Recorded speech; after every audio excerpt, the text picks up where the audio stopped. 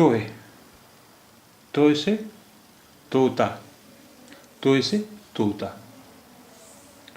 तोता का पहला हर्फ है तोय, और इस लफ्ज़ में एक और तोय है, यहाँ ये भी तोय है। तोय की ख़ास बात ये है कि ये किसी भी हर्फ से अगर जुड़ता है तो उसकी शक्ल यही रहती है।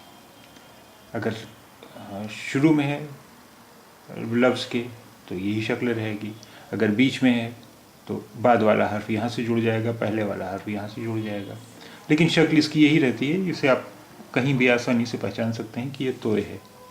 इसे पहचानने में कोई परेशानी नहीं होगी क्योंकि शक्ल यही रहती है। देखिए यहाँ तोय, तोय, ये भी तोय है। तोता, तोता। अच्छा, अब आजकल ते से भी तोता लिखा जाने लगा है और वो भी सही माना जाता है। पहले तोय से ही लिखा जाता था, लेकिन अब ते से भी लिखा जाने लगा है और वो भी सही माना जाता है। तोता, तोता।